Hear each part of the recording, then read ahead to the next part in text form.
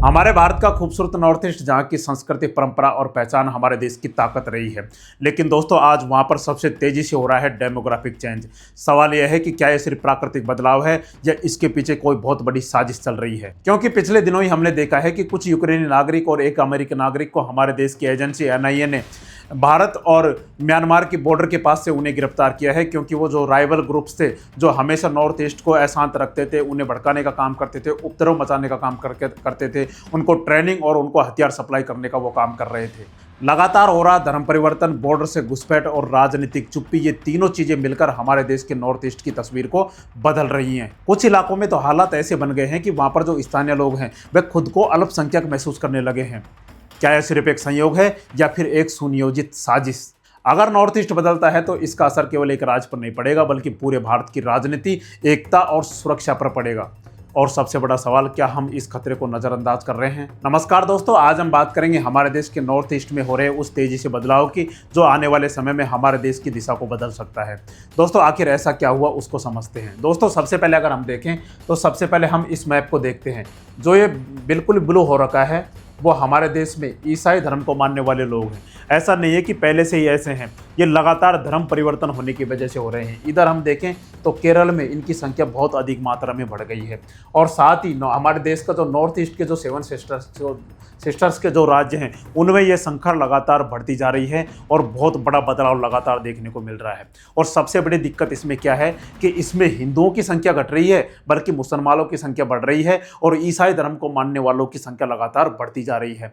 कहीं पर तो ऐसी स्थिति आ गई है, जैसे नागालैंड और मिजोरम जैसे राज्यों में, वहां पर तो 90% से अधिक ईसाई धर्म को मानने वाले लोग हो गए हैं, और जिसकी वजह से वहां पर काफी अधिक मात्रा में डेमोग्राफिक चेंज देखने को मिल रहा है। और सबसे बड़ी टेंशन ये है कि वहां पर जो आदिवासी समुदाय हैं, जो हिल्स एरियाज में रहते हैं, मैदानों से हटकर जो हिल्स एरिया में, पहाड़ी इलाकों में रहते हैं, उन जनजातीय समूह में आज जो ईसाई धर्म को मानने वाले लोग हैं, वो सबसे अधिक मात्रा में पाए जा रहे हैं और यह संख्या लगातार बढ़ती जा रही है। अब दोस्तों, सबसे पहले हम इसको समझते हैं कि क्या भारत आज़ाद हुआ था, क्या उस समय से ही ऐसी स्थिति है या फिर बाद में हुई है या फिर उससे पहले हुई है, उसको हम समझते हैं। क्योंकि यह संख्या अगर लगातार बढ़ती रही तो एक समय ऐसा आएगा जब हमारा जो नॉर्थ ईस्ट का राज्य है वो पूरा ईसाई धर्म से ओतप्रोत हो जाएगा, मतलब सभी लोग ईसाई धर्म को मानने वाले हो जाएंगे, जिसकी वजह से हमारे देश के लिए काफ़ी दिक्कतें पैदा करने वाली है। क्योंकि ईसाई धर्म का फायदा उठाकर जो बाहरी जो शक्तियां हैं, जो हमारे देश को अलग थलग करना चाहती हैं, तोड़ना चाहती हैं, यहाँ पर उपद्रव मचाना चाहती है, यहाँ पर अशांति बनाए रखना चाहते हैं, अशांति लगातार रखना चाहती हैं, वो इनका फायदा उठाकर इनको अपने पक्ष में रखकर वहाँ पर काफ़ी बड़ी साजिशें रच रहे हैं, जो पिछले दिनों हमने देखा भी है। दोस्तों, इसको हम समझते हैं कि आखिर पहले से ऐसी स्थिति थी या फिर बाद में बनी। सबसे पहले हम देखें कि जब हमारा देश आज़ाद हुआ था तो उस समय 1951 की स्थिति के अनुसार क्या स्थिति थी, जो ईसाई धर्म को मानने वालों की संख्या कितनी थी। सबसे पहले अगर हम बात करें तो उस समय उत्तर पूर्व की कुल जनसंख्या में ईसाइयों का हिस्सा लगभग 6.4 से 6.5, मतलब 6.5% के आसपास हुआ करता था। और सबसे अधिक जनसंख्या जो पाई जाती थी 1951 में, वो मिजोरम में 90.5% जो जनसंख्या थी, जो उस समय ईसाई बन चुकी थी जब हमारा देश आज़ाद हुआ था। कहाँ पर? मिजोरम में। ये भारत, बांग्लादेश और म्यांमार के बिल्कुल बॉर्डर पे मिजोरम है, जहाँ पर 90% जनसंख्या ईसाई उस समय हो चुकी थी। और दूसरे राज्यों की अगर हम बात करें तो नागालैंड में उस समय 46% थी, मेघालय में 24%, मणिपुर में 11.8% और साथ ही असम में 2.1%। इसी तरीके से त्रिपुरा में भी ऐसी स्थिति थी। तो उस समय तो केवल मिजोरम में 90% थी और नागालैंड में 46%। लेकिन जब हमारा देश आज़ाद हुआ था उसके बाद अगर आज की स्थिति देखें तो अभी तो जनगणना हुई नहीं है, लेकिन अभी की अगर जो जनगणना होगी, क्योंकि 2011 के बाद जनगणना नहीं हुई है, 2021 में कोरोना की वजह से फिर काफ़ी दिक्कतें आने लगी, फिर उसके बाद अगर अगले साल 2026 और 27 में जब जनगणना होगी तो वह काफ़ी भयावह स्थिति यहाँ पर देखने को मिलेगी। 2011 के अनुसार ही अगर हम देखें तो वह स्थिति काफ़ी भयावह थी, क्योंकि दोस्तों 2011 में इतना परिवर्तन हो चुका था। अगर हम बात करें नागालैंड में 87 से 90% की जनसंख्या ईसाई धर्म को मानने वालों की हो गई थी, जबकि आज़ाद हुआ था जब कितनी थी? 64%। भारत का सबसे अधिक ईसाई आबादी वाला राज्य अब नागालैंड बन गया है और यहाँ की अधिकांश जनजातियाँ ईसाई धर्म को मानती हैं। तो नागालैंड सबसे ज़्यादा अब बन गया है ईसाई धर्म को मानने वाला सबसे ज़्यादा यहाँ पर बन गया है। दूसरा, मिजोरम 87.16%, यहाँ की 83% से अधिक आबादी मिजो या जो जनजाति की हैं, लगभग पूरी तरह ईसाई हैं। जो जनजाति समुदाय के लोग हैं, जो हमारे भारत के मूल निवासी हैं, वो उन्होंने भी ईसाई धर्म को अपना लिया है। मिजोरम में 87.16%।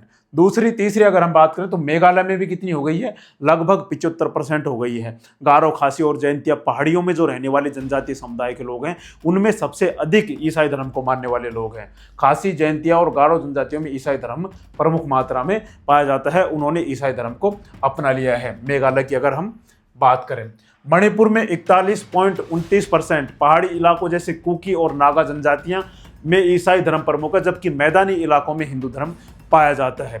मणिपुर की अगर हम बात करें, और सबसे ज़्यादा अभी दिक्कत हमें देखने को मिल रही है, मणिपुर में भी देखने को मिल रहे हैं। यहाँ पर मणिपुर लगातार 4-5 सालों से अशांत चल रहा है। अरुणाचल प्रदेश की अगर हम बात करें तो 30.26% अरुणाचल प्रदेश में ईसाई धर्म को मानने वाले लोगों की संख्या हो चुकी है। पिछले दशकों में यहाँ सबसे तेज वृद्धि देखी गई है। 2001 में 18% से 2011 में 30% हो गई। और अगर अब जनगणना हुई तो यहाँ पर कितना हो जाएगा, जैसे 30% है तो ये लगभग 60% हो जाएगी। जैसे एक लड़के का वीडियो भी नागालैंड से, अरुणाचल प्रदेश से सामने आया था, जो काफ़ी पॉपुलर भी हुआ था। उसमें वह अपने धर्म के, वो हिंदू धर्म को मानने वाला था, जबकि उसके जो परिवार के बाकी लोग हैं वो ईसाई धर्म को फॉलो करने लगे थे। और उसको ये दिक्कत हो रही थी कि उससे लगातार दबाव बनाया जा रहा था कि तुम भी क्या करो, तुम भी ईसाई धर्म को मानो। लेकिन उसने कहा था कि मैं तो हिंदू धर्म को मानूंगा, जिसकी वजह से उसे काफ़ी दिक्कतों का भी सामना करना पड़ा था। दोस्तों, अब हम आगे देखें, सिक्किम में 9.91%, सिक्किम में ईसाई धर्म को मानने वाले। यहाँ ईसाइयों की संख्या अन्य धर्मों की तुलना में कम लेकिन स्थिर है, यहाँ पर बढ़ कम रही है। असम में 3.74%, राज्य की कुल आबादी के हिसाब से कम है, लेकिन आदिवासी क्षेत्रों जैसे दीमा, हसाओं में 30% प्रभाव देखने को मिल रहा है। तो आदिवासी जनजातियाँ ज़्यादा प्रभावित हो रही हैं। इसके पीछे क्या कारण है? दूसरा, त्रिपुरा 4.17%, त्रिपुरा में 4.17%, यहाँ सबसे कम ईसाई आबादी है। राज्य में हिंदू धर्म बहुसंख्यक पाया जाता है, लेकिन त्रिपुरा और बाकी और राज्यों की अगर आप बात करें तो लगातार ईसाई धर्म में कन्वर्ट होते जा रहे हैं। दोस्तों, वर्तमान अगर स्थिति की अगर हम बात करें तो यह काफ़ी चौंकाने वाली होगी, जिससे हमारे देश को ध्यान देना बहुत ज़रूरी है, हमारे देश की सरकार को ध्यान देना बहुत ज़रूरी है।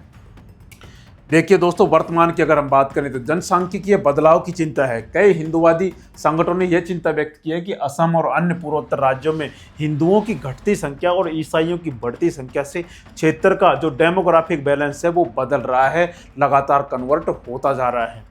एनजीओ और कन्वर्जन आरोप है कि गरीब जनजातियां परिवारों और आर्थिक लाभ, शिक्षा और स्वास्थ्य का लालच देकर धर्म परिवर्तन लगातार कराया जा रहा है। इसमें लालच दिया जाता है, शिक्षा का लालच दिया जाता है, आर्थिक पैसों का लालच दिया जाता है, आर्थिक लाभ, शिक्षा और स्वास्थ्य का लालच दिया जाता है, फ्री में इलाज किया जाता है। जो भी एनजीओ द्वारा वहाँ पर जो ईसाई मिशनरीज लगाई हुई हैं, वो एनजीओ क्या करती हैं, इनका फ्री में लालच देकर क्या करती हैं, इनको कन्वर्ट करवाने का प्रयास करती हैं, और ये कन्वर्ट हो भी रहे हैं जो वहाँ की जो मूल आदिवासी जनजातियाँ हैं।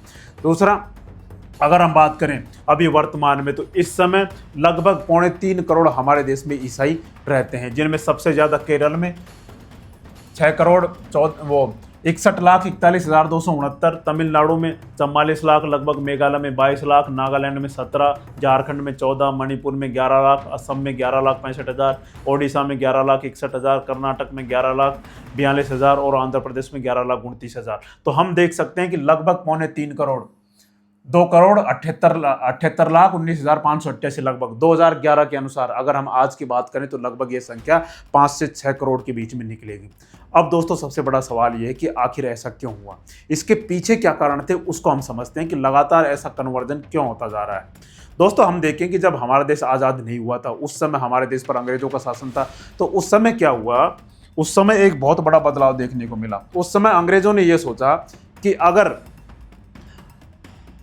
भारत पर कब्जा बनाए रखना है तो पश्चिमी सभ्यता और संस्कृति को यहाँ पर थोपना होगा और बदलाव करना होगा, जिसकी वजह से यहाँ के लोग पश्चिमी सभ्यता के अनुसार सोचें, पश्चिमी सभ्यता के अनुसार खान पान ग्रहण करें और पहनावा भी उसी अनुसार पहने। तो पूरी संस्कृति और सभ्यता को पश्चिम के जो लोग थे, जो अंग्रेज थे, वो यहाँ पर थोपने का प्रयास कर रहे थे, और ऐसा आज भी हमें देखने को मिल रहा है और बहुत कुछ ऐसा हुआ भी है।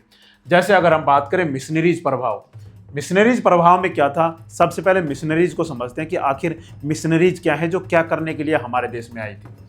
देखिए दोस्तों, सबसे बड़ा प्रभाव इसी का देखने को मिल रहा है। मिशनरीज वे लोग थे, वे धार्मिक समूह या व्यक्ति थे जो भारत में ईसाई धर्म का प्रसार करना चाहते थे और जो लोगों को इस धर्म में परिवर्तित करने के उद्देश्य से हमारे देश में आए थे। इनके जो मुख्य उद्देश्य हैं उनकी अगर हम बात करें, धार्मिक प्रचार और परिवर्तन। मिशनरियों का प्राथमिक लक्ष्य भारतीयों को ईसाई धर्म में दीक्षित करना था। 1813 में एक ब्रिटेन में चार्टर पारित हुआ था, उसके बाद उन्हें भारत में धर्म प्रचार की आधिकारिक अनुमति मिल गई थी। तो सबसे पहला उद्देश्य था कि भारत में ईसाई धर्म को फैलाया जाए। दूसरा, शिक्षा का प्रसार। उन्होंने भारत के कई हिस्सों में स्कूल और कॉलेज स्थापित किए। विलियम कैरी जैसे मिशनरियों ने श्रीरामपुर में कॉलेज की स्थापना की और बाइबिल का कई भारतीय भाषाओं में अनुवाद किया, ताकि ईसाई धर्म जो भी कन्वर्ट होते हैं, उनको जो मानने वाले लोग हैं, वो अपनी भाषा में क्या कर सके, बाइबिल पढ़ सके। सामाजिक सुधार इनके द्वारा किए गए, जिसकी वजह से जो आदिवासी जनजातियां हैं वो इनके लिए काफ़ी आकर्षित होने लगी थी, क्योंकि जिस समय हमारे देश की सरकार वहाँ तक नहीं पहुँच पाती थी आदिवासी जनजातियों तक, उन्होंने वहाँ पर जाकर क्या किया, वहाँ पर जाकर अस्पताल खोले, वहाँ पर बहुत अधिक काम किए। जैसे कई मिशनरियों ने भारतीय समाज में व्याप्त कुरीतियों जैसे सती प्रथा, बाल विवाह और छुआछूत के खिलाफ आवाज़ उठाई, जो उस समय हमारे देश के जो धर्म थे, जो भी धर्म को मानने वाले लोग थे, हमारे देश के जो धर्म थे, उनमें काफ़ी अधिक बुराइयां पाई जाती थी। लेकिन ईसाई धर्म वालों ने क्या किया, जब इनको सिखाने के लिए, धर्म कन्वर्ट कराने के लिए आए, तो इन्होंने इन सब का विरोध किया कि ऐसा नहीं होना चाहिए, जिससे हमारे देश के जो आदिवासी समुदाय है वो काफ़ी अधिक प्रभावित हुए।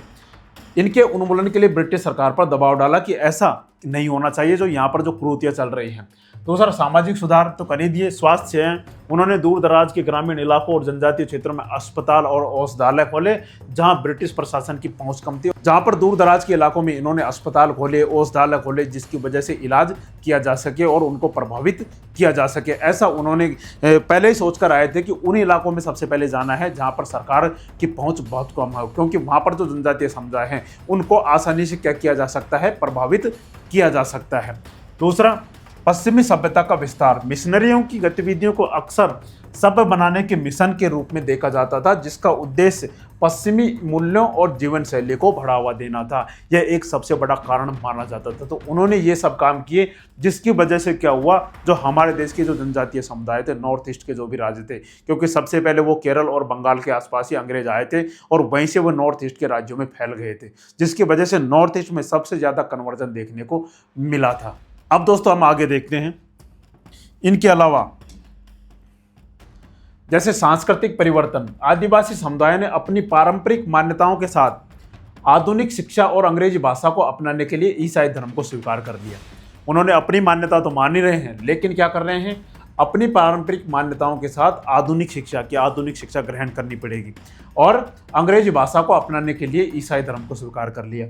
धर्मांतरण और राजनीति भी इसमें काफ़ी महत्वपूर्ण स्थान रखती है। हाल के कई वर्षों में कई संगठनों द्वारा ईसाई मिशनरियों पर लालच देकर शिक्षा, इलाज और गरीबी दूर करने के वादे देकर क्या किया है, धर्मांतरण कराने के आरोप भी लगते रहे हैं, जिसकी जांच एजेंसियों के द्वारा एनआईए भी करती रही है और जांच भी करती रही है कि ऐसा लालच क्यों दिया जा रहा है, और उसकी धरपकड़ भी लगातार की जा रही है जो कन्वर्जन किया जा रहा है। अब इसकी वजह से जनसांख्यिकी बदलाव हमें देखने को मिल रहा है। जहां 1901 में इस क्षेत्र में ईसाइयों की संख्या नगण्य थी, वहीं 20वीं सदी के मध्य सबसे अधिक जो कन्वर्जन हुआ था वो 1931 और 51 के बीच में हुआ था। इसमें भारी उछाल आया जो आज भी जारी है और लगातार चलती रही है। अब दोस्तों लगातार अगर ऐसा ही चलता रहा हमारे देश में, तो हमारे देश का जो नॉर्थ ईस्ट के राज्य हैं वो पूरे क्या हो जाएंगे, एक तरीके से ईसाई धर्म को मानने वाले लोग हो जाएंगे, जिसका फायदा विदेशी ताकतें उठाएंगी, क्योंकि वहाँ पर ईसाई धर्म को बहुतायत से माना जाता है और हमारे नॉर्थ ईस्ट के जो भी खूबसूरत राज्य हैं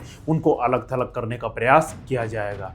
दोस्तों आपको क्या लगता है, आप इस विषय में क्या सोचते हैं, आप एक बार कमेंट करके ज़रूर बताएं, और हमारी जानकारी आपको अच्छी लगी हो तो हमारे चैनल को लाइक एवं सब्सक्राइब जरूर करें।